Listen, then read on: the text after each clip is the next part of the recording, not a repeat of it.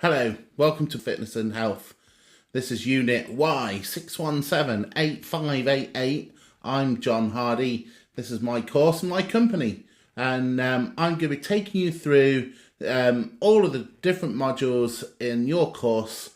And this is the first one on the Level 2, Level 3 Diploma in Personal Training.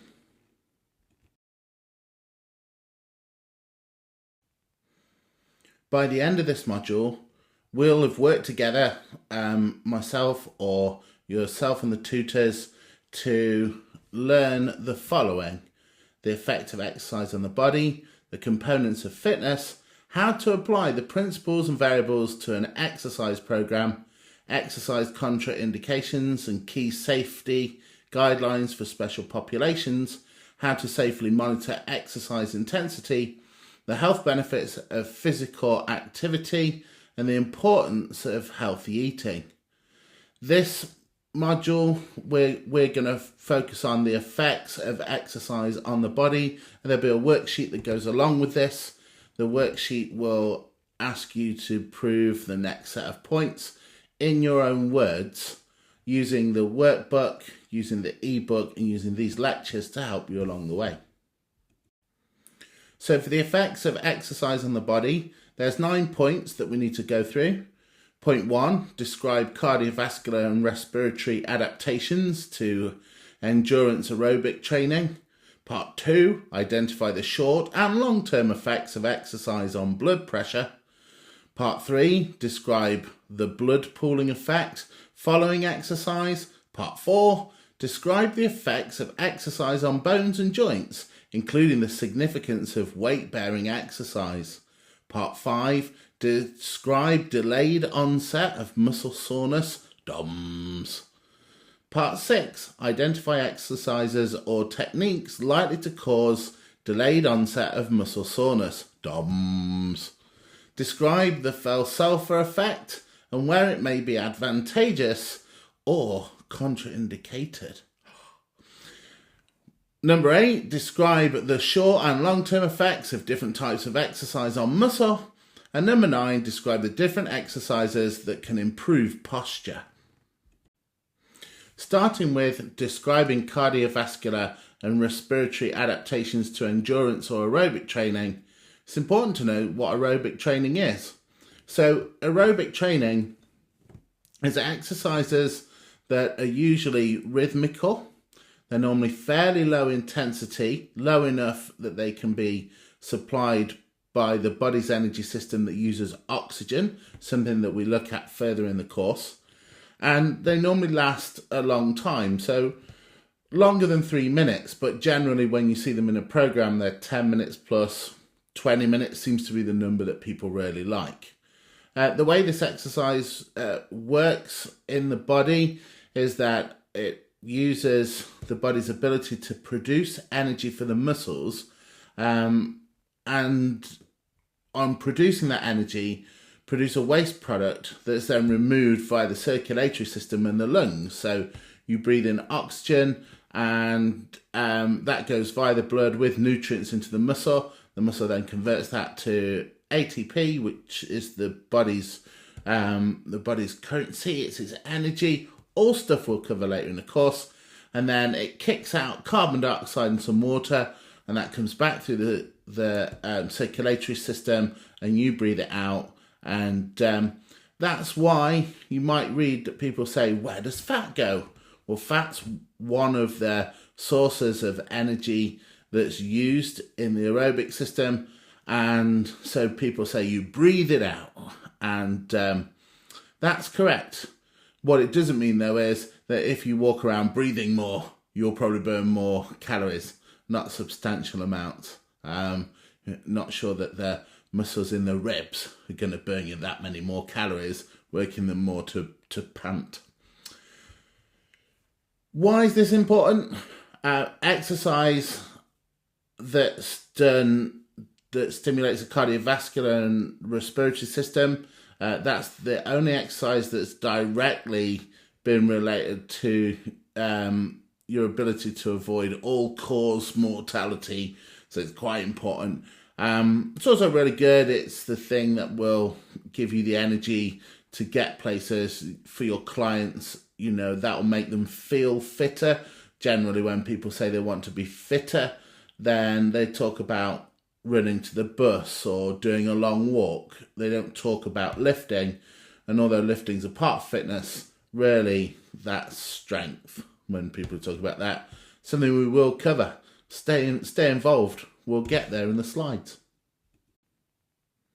As someone gets aerobically fitter, what happens is the circulatory system gets better at its job, more efficient. So one of the major parts of the circulatory system is the heart. And the heart's split into different chambers. Some of these chambers are called ventricles. The left ventricle is one that grows in order to allow more blood into it to be pushed around the body. And that means that you can get more nutrients per heartbeat. And that means that you become more efficient at delivering nutrients around the body.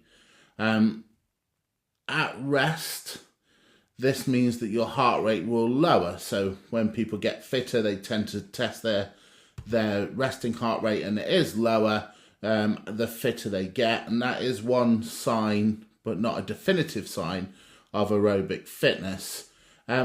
Stroke volume is the amount of blood pushed around the system per beat. And so that's one of the adaptations to aerobic training. Blood pressure is the measurement of pressure going through the circulatory system, specifically the arteries, when the heart beats or doesn't. When the heart beats, the higher number, the systolic number, that is the pressure as blood is being pushed through the arteries, and the diastolic, so the relaxed pressure in the arteries, that's the smaller number. When you do aerobic exercise, then what you're doing is you're improving the flexibility of the arteries. And what that means is that it's not as hard to push blood through them, so you can push more blood through them. So in that quote, that's your arterial stiffness. And that means that when you train over time, this lowering of resistance allows the blood pressure to drop, because you don't need as much pressure to get through the arteries. So long term, you lower blood pressure, both systolic and diastolic, and or you normalize it. It can go from low to high as your body becomes better at being this pump for blood and oxygen around the body. And one of the great side effects of this is it lowers the risk of heart disease. Inside the lungs and inside the muscles, you have some things called capillaries. And capillaries are like the area where you transfer nutrients and oxygen from blood into the tissue that you want it to use. So normally muscle tissue. And so as you get more aerobically fit, then you increase the amount of capillaries in the area, and so they become more efficient at taking the nutrients and oxygen out of the blood and returning the waste products into the blood, so that's part of the circulatory system getting better.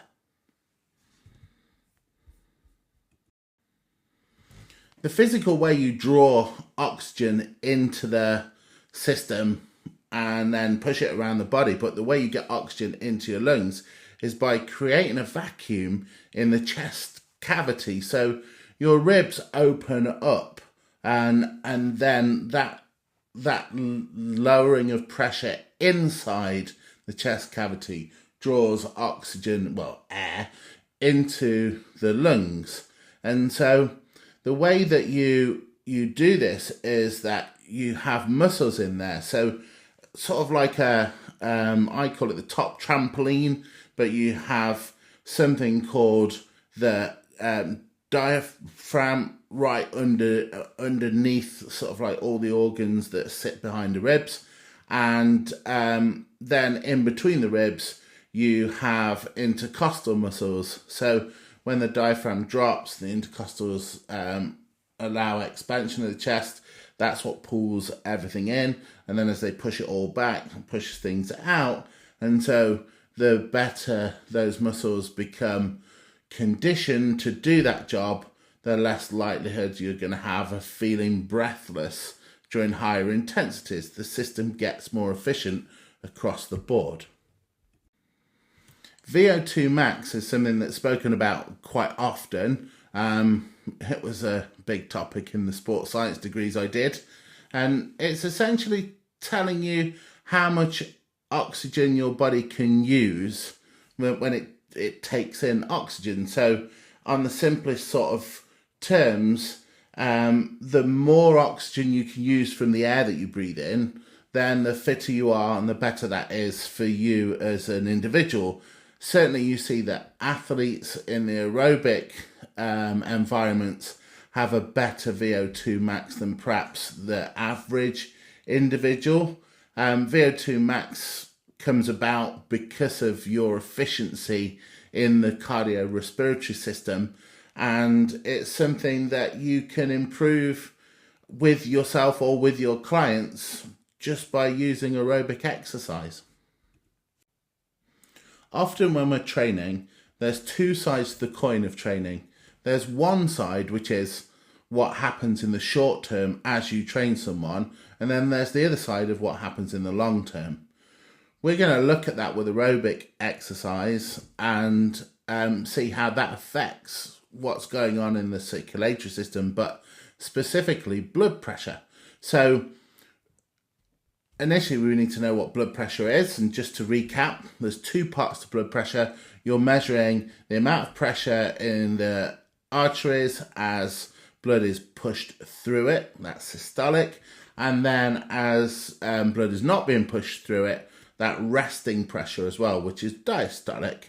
And the higher the blood pressure above a normal rate, then the worse that is for the client. Low's not great either. High is something you're more likely to come across as a trainer, perhaps. We need to know about it. First of all, we need to know about measurement of it. So this traditionally was done by a trainer. We can still do this, but it's more commonly done by doctors, and that's especially important because we can't diagnose. Don't want to be known to be the medical people.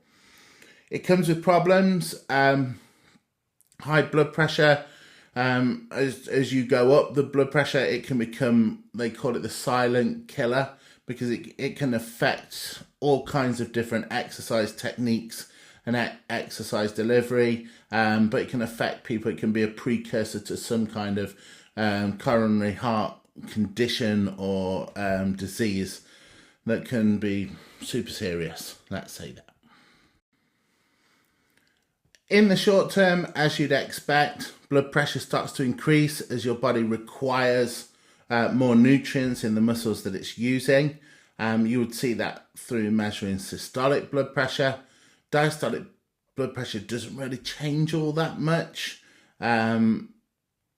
because it's not really you're not backing up blood or tightening up the arteries or doing anything that will cause that. Post exercise though, you can have a fall in blood pressure for up to sort of 12 hours. And that's just something to be aware of, I suppose, especially if someone's got low blood pressure anyway. The thing about blood pressure and exercise is that if you raise blood pressure with someone who's got high blood pressure, that could be a problem. So although the long-term benefits of this training might be great for someone with high blood pressure, the short-term problems that it might cause means that you need to be aware of what to do with the client and how to help the client. And it's something we'll continue to talk about as we go through the course. Another thing to think about is like the size of the muscle and the amount of muscles requiring blood flow might also affect what's happening in terms of blood pressure. Also, position of where the muscles are compared to the heart can also affect blood pressure. So if you were doing a shoulder press or something above head, that can require more, or that will have a bigger response on blood pressure. Also, any exercises where you're holding, so heavy weight, holding your breath, also push blood pressure up through the roof. The short and long term effects of exercise on blood pressure. Now we're looking at the long term. So long term effects are great, like resting blood pressure can reduce or return to normal. And that's obviously, that can be massively important for people, especially those in stressful jobs who've not exercised for a long time, maybe don't have the best diet yet, till you've finished influencing them in a positive way. It can improve the vascular function, so it just means it can improve blood flow, which is really important, especially people who carry a lot of weight. Then they can have problems in extremities where it's difficult to get blood in and out because maybe there's stiffness in the arteries or arterioles as you get smaller. Maybe it's through an insulin resistance that they're starting to develop, like on the way to diabetes. And then the other bit it does is it affects the hormone system, which then can help lower blood pressure over months. So all in all, it improves your circulatory and respiratory system's health over time, which means you become more efficient at delivering nutrients and oxygen to muscles for use in exercise. In this section, we just want to talk about blood pooling, which is an effect that can follow exercise. It's really important to know about blood pooling, although it's a little bit like sinking sand. It's quicksand. Sinking sand? Quicksand. It's something that we talk about a lot. It doesn't necessarily affect our clients so much, but it's something to be aware of so that you can make sure it doesn't happen on the rare times that it might happen. What I'm saying is, this is not something to fear, but it's something to be aware of. So blood pooling is just talking about where the way the circulatory system works is that blood goes via a pump, the heart, into the muscles, but then it returns via the veins. So the veins are part of the circulatory system that bring blood back to the heart. And the way they work is they're like long pipes with non-return valves in them. So what that means is you kind of like squeeze, and you're like pushing the blood up this tube, and it's not allowed to return. And it's been pushed up this tube by muscles that are contracting around it. So that blood pooling can happen if the muscles are not doing their job and squeezing their veins. And that's what we're talking about. So as I mentioned, the circulatory system is fun. The blood starts in the heart, it gets pumped down to the muscles via the arteries and arterioles. It does all its stuff with the capillaries. It comes back through venules, which are like small veins, gets into the veins, and it's the muscles that are contracting around the veins that push the blood back up to the heart, and then that's where you kick out all the carbon dioxide. It goes to the lungs, and you pick up some oxygen, and you go through the process again. And so it's this movement of muscles that allows the circulation to continue to happen. If you suddenly stop, then what happens is that you don't have as good an ability to squeeze that blood back into the heart. And so then you can have blood accumulate in the veins, and that's blood pooling. I really wanted to say that for any of you fans of Mitchell and Webb. I wanted to say that in the style of that's number one, but it didn't, just so you know. But that's blood pooling. Okay, so there are two consequences to blood pooling.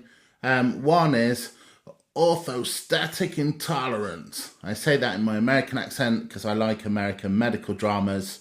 I don't watch them myself, I passively watch them, just listening to my wife who watches a lot of them. I think that sounds cool. What we really mean is that there can be lightheadedness as you're not getting oxygen up to the brain.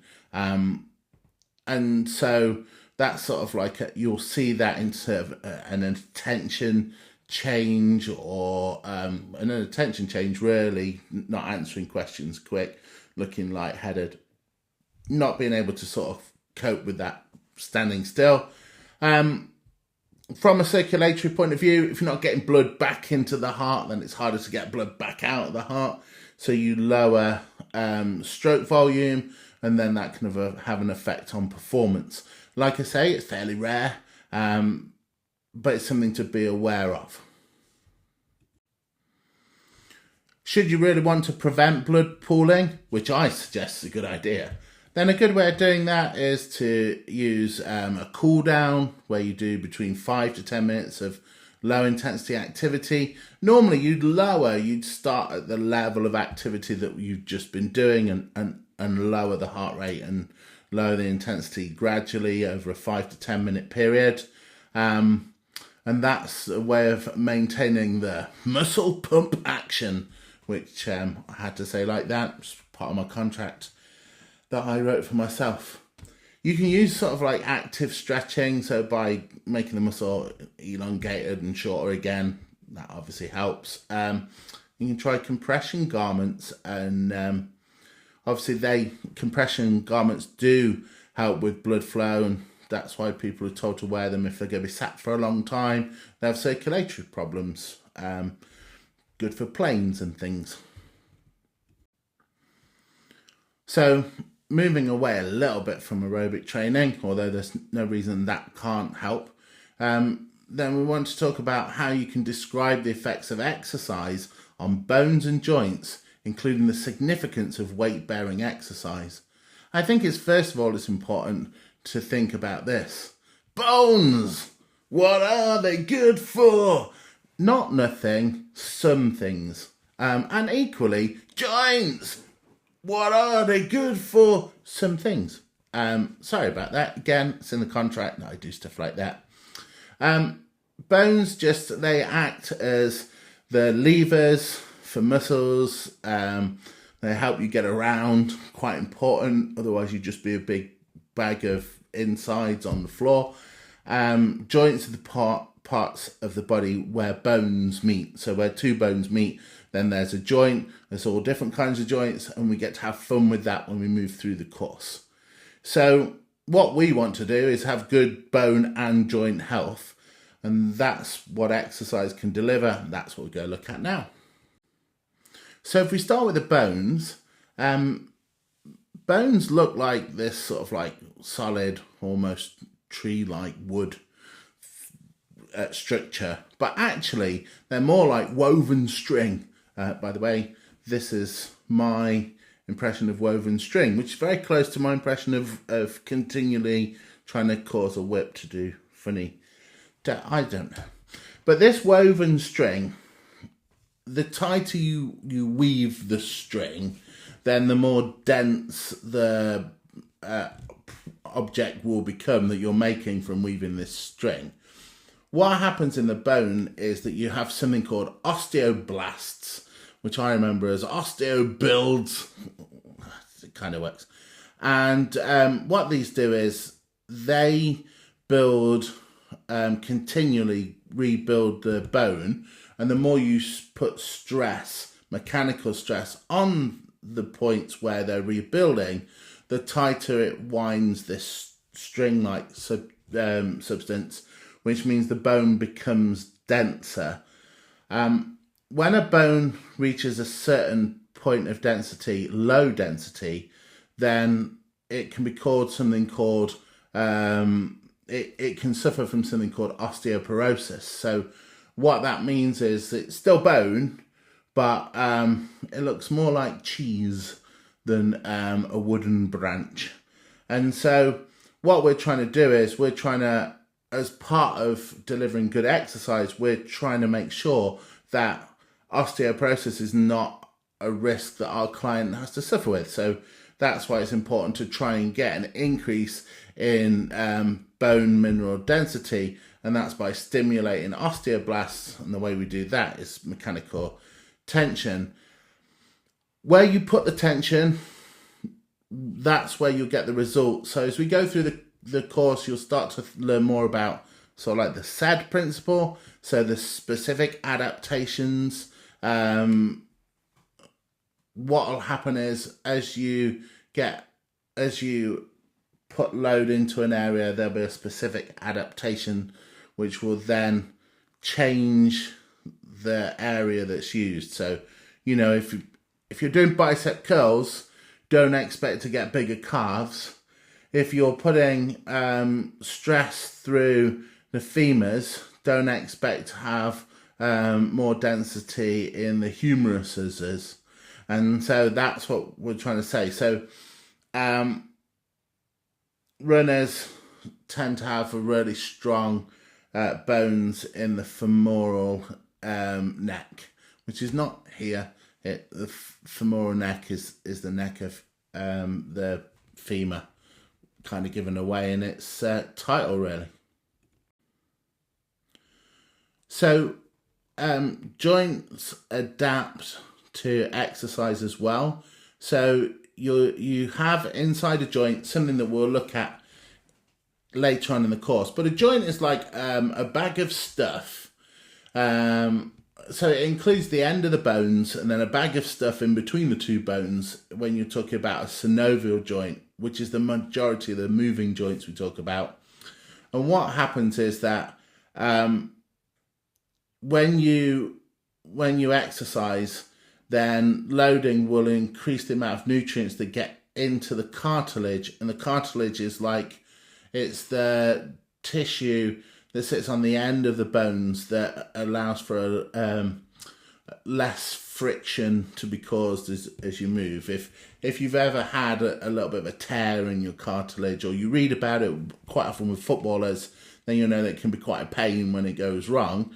When you exercise, you get an improvement in joint lubrication, but also integrity, and you also get sort of like waste removed and generally a healthier joint, which is, in general, if the body moves, it becomes healthier. Blood flow's a good thing. Blood flow keeps places clean. It's like your body's natural cleaning people. Joints become healthier when you load. Also, what's not mentioned here but something to consider is as you load joints, the connective tissue from muscles or from bone to bone, so tendons, they connect muscles into bones, and ligaments, they connect bones to bones. They also can become more robust through appropriate training, and it's something to be aware of, because when people come back to training heavy when they've not trained for a while, they quite often have muscles that are capable but connective tissue that isn't. It's something to be aware of when you train people.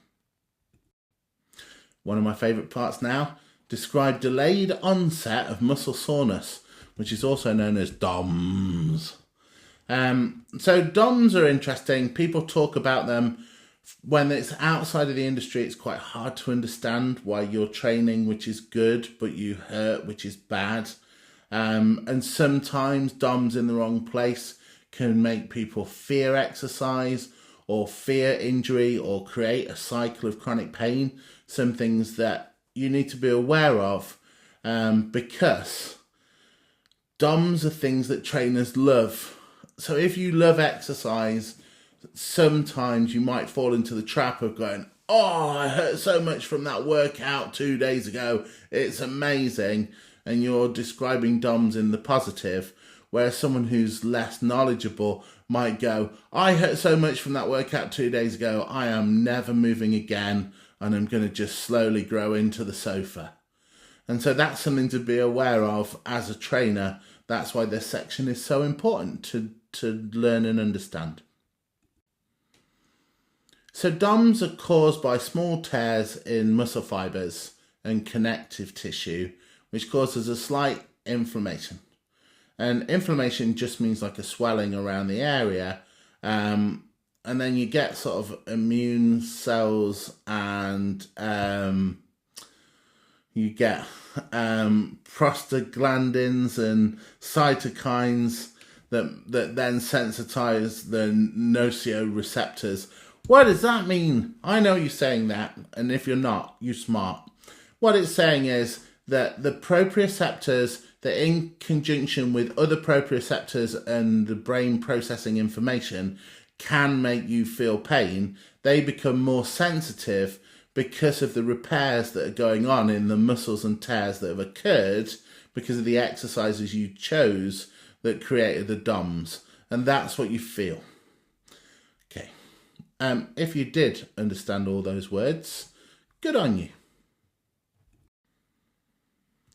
So how do we describe delayed onset of muscle soreness? DOMS.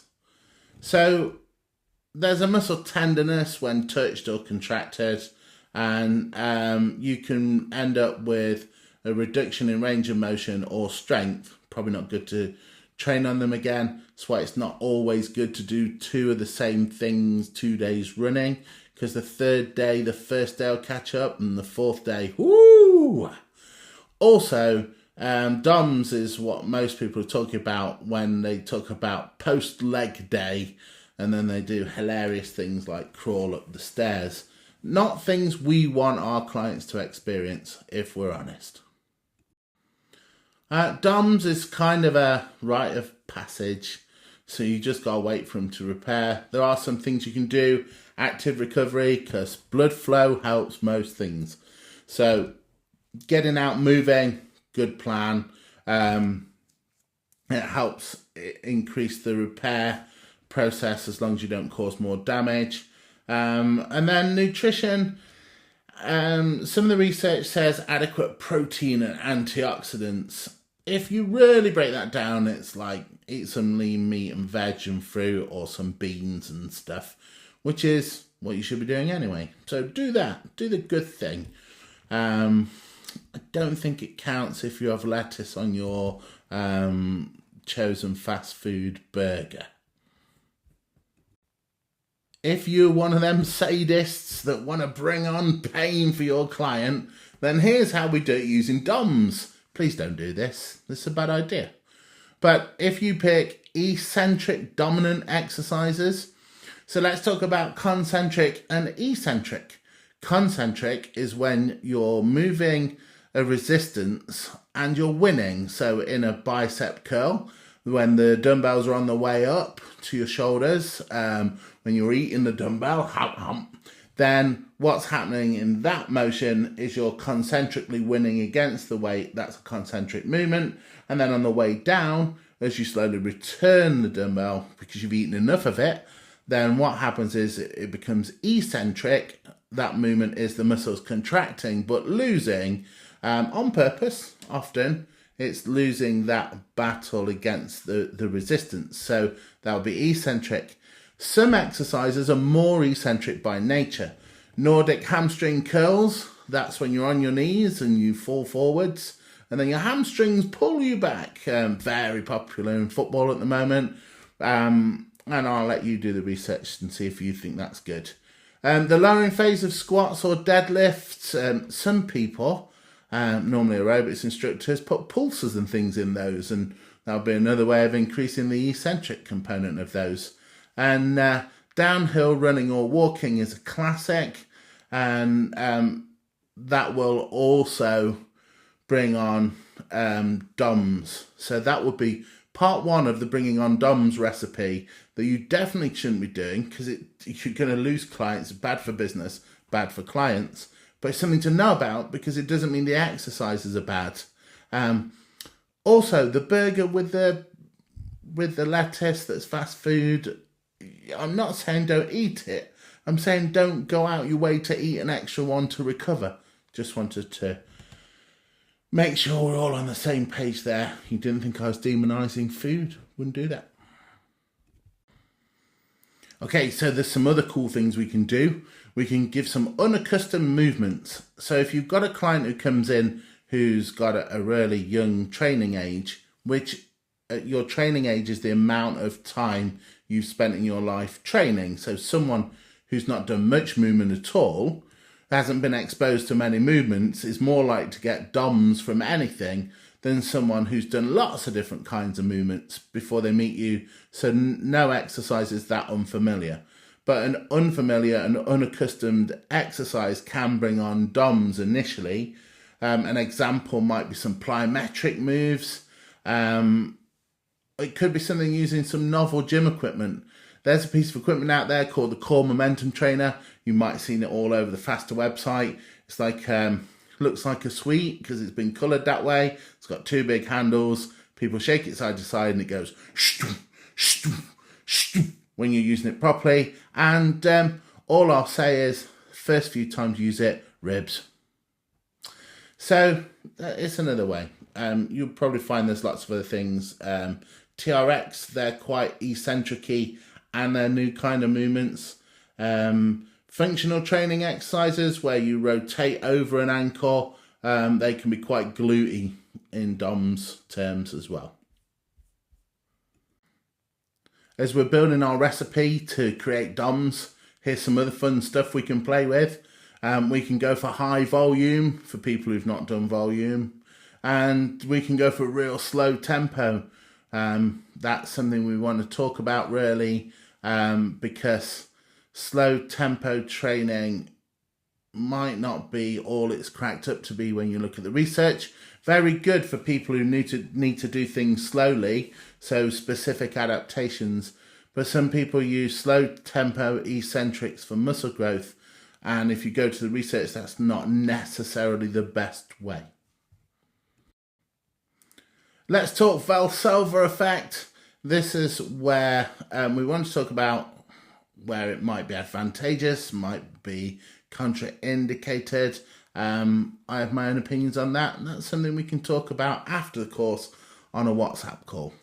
But you need to know about it. It's important and it's commonly used in the industry. So let's talk about what it is. So the Valsalva maneuver, for me, that sounds like a trick you do on the wing if you're a footballer, if you're American, if you're a soccer player. And what this involves is, it involves exhaling against a closed glottis, which is like the bit where you keep your vocal cords. So you push against it. You don't have to do the eyes, I do. And then what happens is you increase the pressure in the abdominals, in the sort of like thoracic cavity, and then that's supposed to increase pressure, which stabilizes the spine. So when you're doing lifting, what you do is you get more support in your lift, but it does also raise blood pressure. The Valsalva effect does have advantages, it's claimed in some research. So one is that it helps create a spinal stability, so a rigid core, which is then supposed extra protection for the vertebrae discs, which are the squishy bits that sit in between the spine, all the different bones in the spine, vertebrae, if you want to use a technical term. And so they say that protects you during maximum lifts. And hey, if you find that research, you want to go with that, good. It is really good and important to know, because a lot of lifters will want you to be able to know this. Because of that, then athletes sometimes lift more because of creating this tension. It's something, again, that you need to be aware of. You might use it as a technique. It might help someone to move in a different way. Something to consider. Because of its effect on blood pressure, then it's really important that it's a contraindicated technique if you're working with someone who has hypertension, so high blood pressure, or a cardiovascular disease. That's because the change in blood pressure can be dramatic when you're holding your breath, especially when you're then moving weights as well. So that's important. And then the other reason is if someone has neurological conditions, then it can cause problems through the increased pressure in the brain. It might be a technique that you only use for clients when they've got to get 1 or 2 seconds worth of extra power or safety in their lift from a form perspective. Other techniques include learning diaphragmatic breathing, or bracing, so that you can, bracing just means to hold the stomach tight. Again, for all of these, they're quite subjective, and I would definitely check out the research before you use them, but they're important because they're an important part of what is taught and learned by trainers every day, and something that clients will ask for and you need knowledge of. Okay, so the bit everyone's really interested in, well, not everyone, some people like doing aerobic exercise, despite looking like I like only lifting, quite like aerobic exercise too. There was one time I was a small nippy winger. I was 6'2" and not that fast, but don't let that get in the way of my story. So, the short and long-term effects of different types of exercise on muscle. So, short-term effects of endurance exercise is a depletion of glycogen. So, like, transient just means it comes back. An increase in mitochondrial enzyme activity. So, let's talk about mitochondria. They're like the lab table that's in the muscle that does the thing where it turns fat into muscle energy, ATP, and kicks out the carbon dioxide and the water. So they get more active. And then there can be mild swelling, resistance training, and by that it really means anaerobic exercise. So where you're doing exercise that requires maximum force, quick energy into the muscle, that can either be really short, so there's no the only thing that happens is a depletion of muscle glycogen, but there's no sort of side effects to that, or there's one where you're using sort of the lactate system, and the side effect is a lactate build-up, which can lower the pH, cause a problem. So you can get acute swelling in the muscle. You start to get increased muscle protein synthesis, so start to rebuild the muscle for 24 to 48 hours, which is why you might not want to hit the same muscle group 2 days running. You might want to give it a couple of days and come back to it. We'll talk about things like split programs later on, and whether we should use them and how it relates to this. Okay, so long-term effects, and these are the cool things. Endurance training, you get more mitochondria in the muscle, with more lab tables, doing more conversion of energy, more enzymes to come along with them. Also, and this is important and something we'll cover later on, your muscles isn't just muscle burn. I don't know why I did that in such a northern accent, but we're having it. So it's not just that. The muscles are split into types. So you have a type 1 muscle, which is aerobic. Like, it does the work when it's being powered by the system that just kicks out carbon dioxide and water. It's called a type 1. People with lots of type 1 muscle fibers tend to look quite lean, tend to be good at aerobic sports. Then you have a type 2A and a type 2B. Now a type 2B, that's the muscle that grows. It's amazing for a few seconds, not that much more. It works on the anaerobic energy system. It's people who have a lot of type 2B muscle fibers tend to perform sports that are strength related and power related in their units. And then you have these things which are type 2A muscle fibers. And type 2A muscle fibers, they can't decide. They're not sure. So they do the thing you do most of. So if you do lots of aerobic training, then a type 2A muscle fiber will behave more like a type 1 muscle fiber. For resistance training, you get an increase in muscle fiber cross-sectional area, which is called hypertrophy or hypertrophy. It's up to you. I'll say either. And the muscles that grow, you do get growth in type 1 muscle fibers, but predominantly it's type 2 muscle fibers. And I'll go into the reasonings for that later on in the course. And you get more myofibrillar protein content and neuromuscular efficiency, just meaning you have more contractile units in there, the things that make the muscles go shorter and longer. And neuromuscular efficiency, that means the nervous system can make the muscles work in a more efficient way.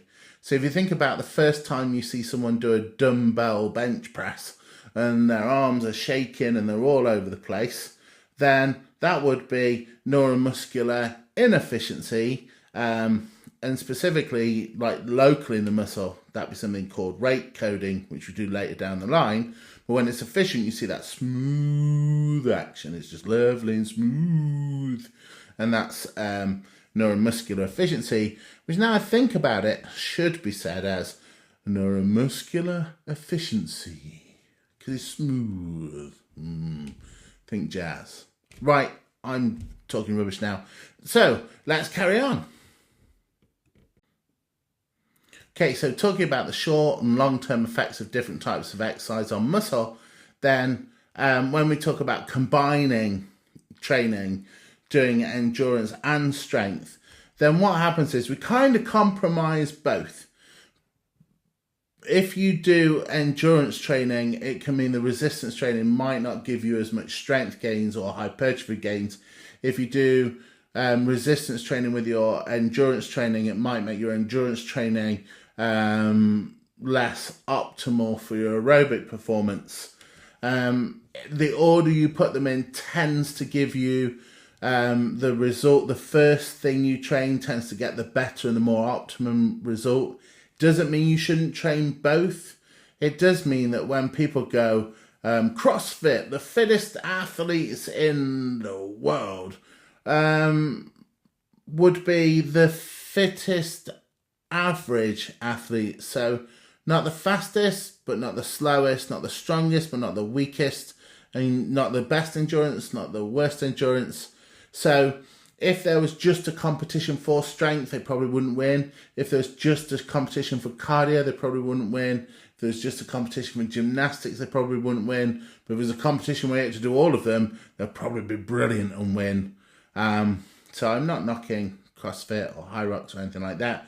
I'm just saying you need to know as a trainer what you're doing, like what you're doing to the body. And that's this. And finally, we get to talk about posture.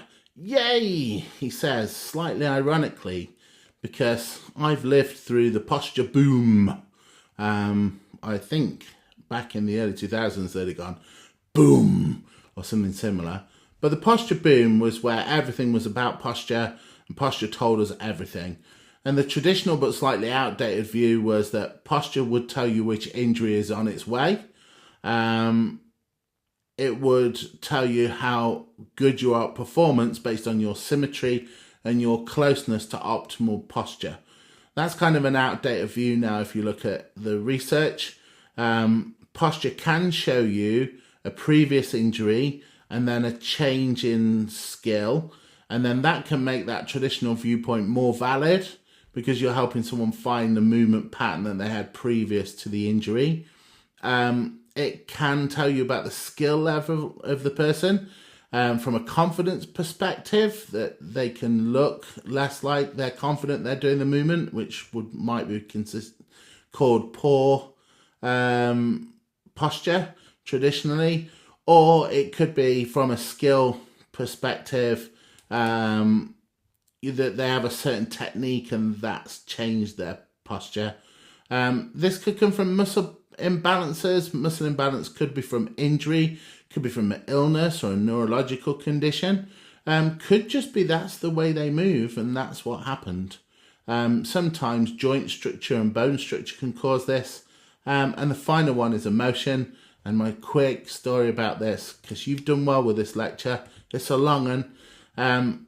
The great thing about emotion is that I used to train people and used to see them, they'd come in hunched over week 1, and then by week 12 they'd be stood tall. Week 1 they didn't know me and I was quite intimidating looking. Week 12 they worked out as a big softie and likeable, and so they were stood taller just because they were proud to be in the gym and felt more confident. What I'm saying is posture is in the moment and not of the moment, and I don't want you as a trainer to fall into this postural correction thing that people talk about. I want you to be able to improve someone's skill, efficiency lifting, aerobic efficiency, cardiovascular, cardiorespiratory efficiency, better health, wellness. I want you to do all that stuff. And I think that's such a big job. You don't have to fall into fads and trends that might not be as true as we might think. I shall now get off this very high horse carefully, and then let's have a look at some exercises that can improve posture. So here I am in a circle. What we've got here is we've got Jarrett and he's doing a squat. What we could use a squat where they try and keep good form for them. And that can improve posture because it's carryover. So here's our squat. There you go. Entertaining. But you'll see that the spine stays pretty rigid. The legs move at roughly the same time. So that's a good thing. Here we've got a bent over row. Again, it's Jarrett, my friend out in Colorado. He used to play American football. He's probably the fastest person I've ever known. And here what you've got is, you've got a bent over row. You might want him to be bent over a little further, but he chose this angle and I'm okay with that. What I would say is though, here, he's trying to work the muscles that sit behind the back of his shoulders, his traps and other muscles around there, which we'll do later on. And those are the muscles that quite often get dragged into a rounded position. By being slightly more upright in this bent over row, what he's actually done is he's given himself the opportunity to take the muscles that are rounded a bit further into rounding, which can stimulate more contraction and pull him into a less rounded position. And so that's why it's a good exercise for posture. I would say when we get to the programming section, unless you're going specifically after a postural muscle with this lift, which might be less loaded, then I would expect you to have more of a bend at the hip, which is called a pivot. So I'd expect a little more of a pivot at this point. I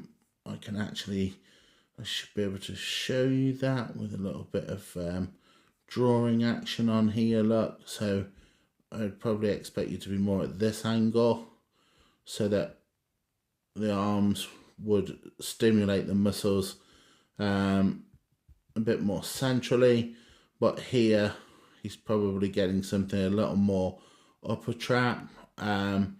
He's also working a little bit around on his glutes and hamstrings, holding him up. So that's all just stuff to know, but they aren't bad muscles. There's also a rectus spinalis involved in there, stopping him tip forward. So there's a lot of good core muscles who'll definitely be bracing at some level. So there's good things happening there as well, and that's always a good thing. a good thing.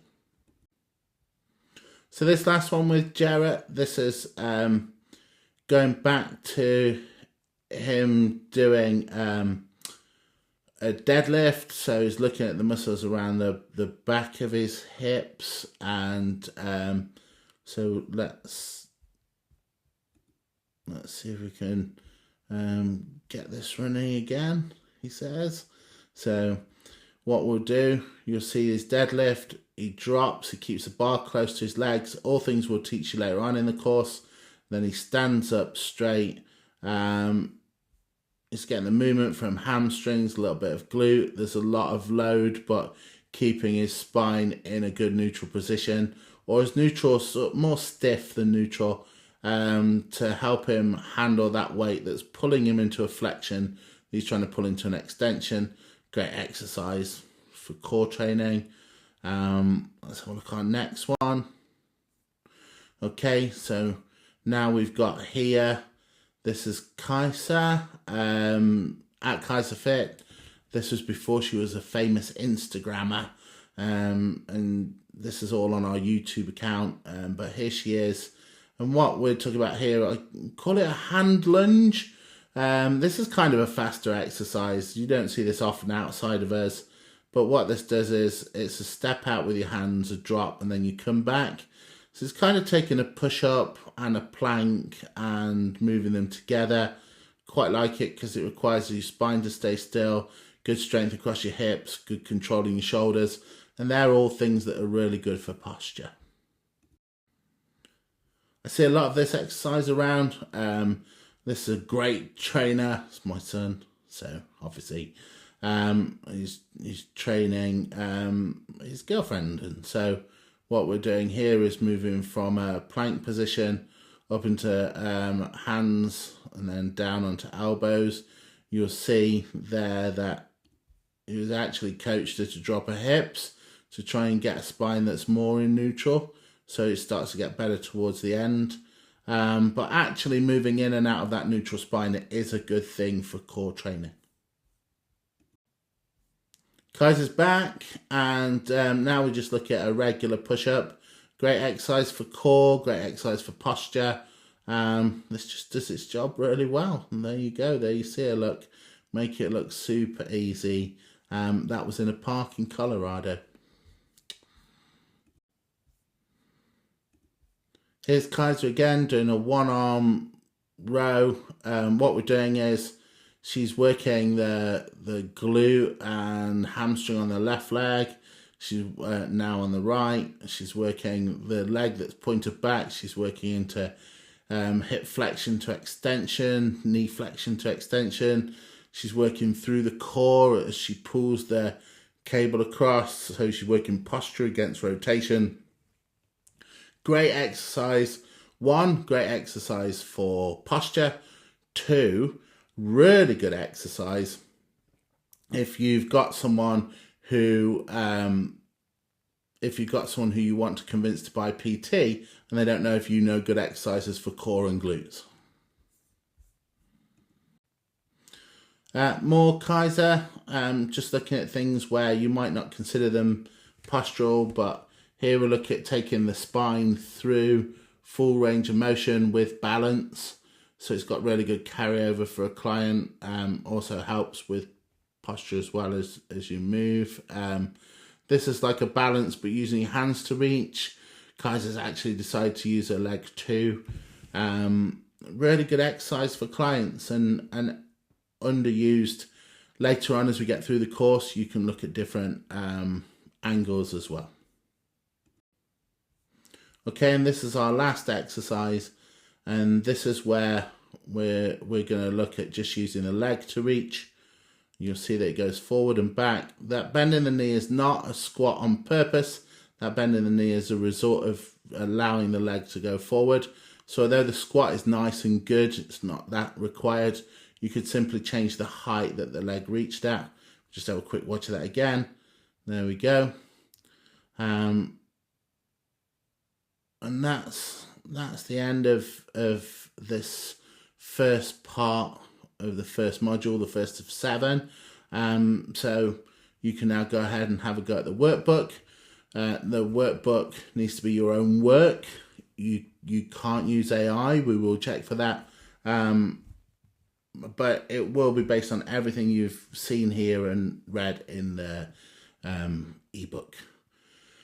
Okay, thanks for listening, and I shall talk to you again. And again was very soon, because what I really needed to do is just make sure that you understand that after going through this part of Module 1, that you can describe the cardiovascular and respiratory adaptations to endurance and aerobic training, that you can identify the short and long-term effects of exercise on blood pressure, that you can describe the blood pooling effect following exercise, that you can describe the effects of exercise on bones and joints, including the significance of weight-bearing exercise, that you can describe delayed onset of muscle soreness, DOMS, that you can identify exercises or techniques likely to cause delayed onset of muscle soreness, that you can describe the Valsalva effect and where it may be advantageous and where it may be contraindicated, that you can describe the short and long-term effects of different types of exercise on muscle, and that you can describe the different exercises that can improve posture. And that's it. That's the end of this first section. And I look forward to seeing you throughout the whole course.